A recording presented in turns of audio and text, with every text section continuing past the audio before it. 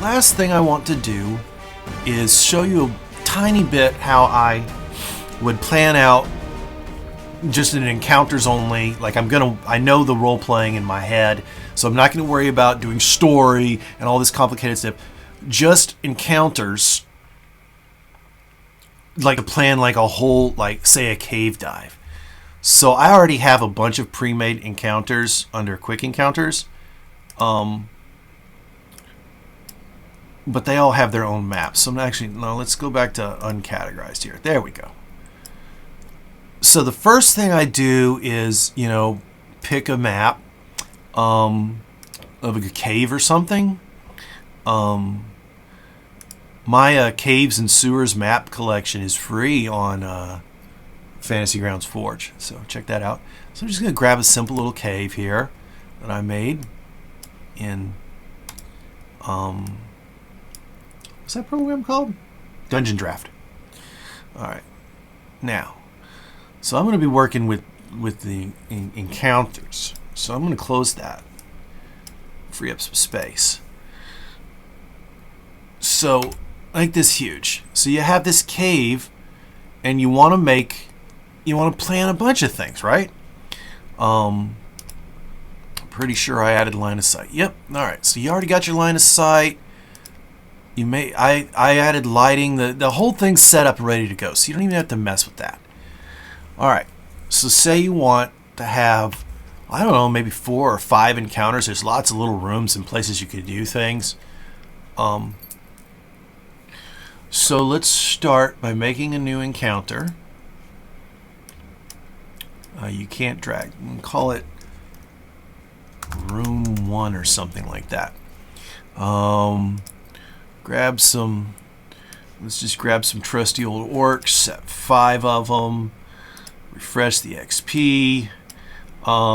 You can add the map icon onto this, but now the players have already faced orcs now, so you can leave them identified.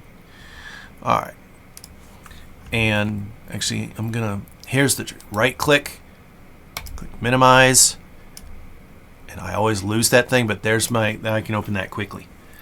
Alright, so you throw your orcs in here. So they're the first room the players will come to unless they turn right. Always got to have one in the back, so we're facing 4 orcs, and then it turns out to be 5. Alright, so you got them there. So the next thing you want to do is make sure you refresh the XP. You don't want to... Oh, it's an easy one.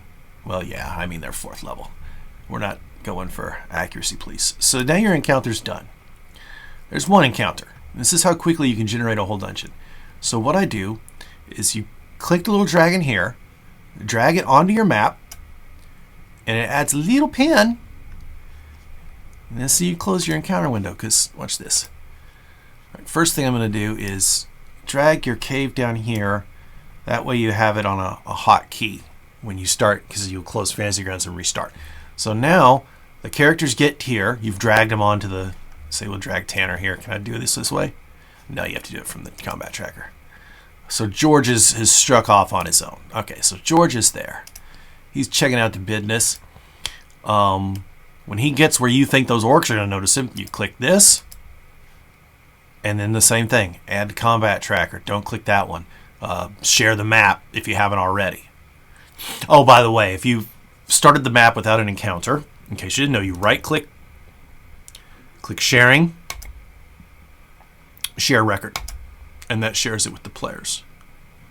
Sorry, I forgot about that. So now you've got this encounter here. All right, that's room 1. Turn off this. All right. Oh, just click George. There we go. All right, but now what if they survive that encounter? So let's make another one. I think you can see where this is going. This one needs to be more difficult. The war chief is back there, along with an Eye of Grumpsh. Oh yeah, that was deadly. They haven't. This is that war chief from before, but he ran away, so they never saw him. So unidentified. Yeah. Room 2. All right. These 2 will be more than enough. Place them. Add the pin. See what I mean? If you click too fast, so you add the pin.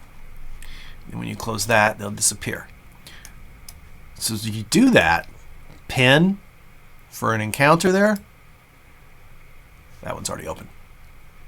It'll open your encounter window. So in essence, you could just make an encounter for each room if you wanted, and that would be your whole adventure. And that's all the planning you would have to do, is just making the encounters. And then if you want to do traps, there's even in the NPCs, there's some traps. You can do that, and it has traps. You can add those like to encounters and stuff. And generally the token will be the right size, and you can just leave it always hidden until they hit it.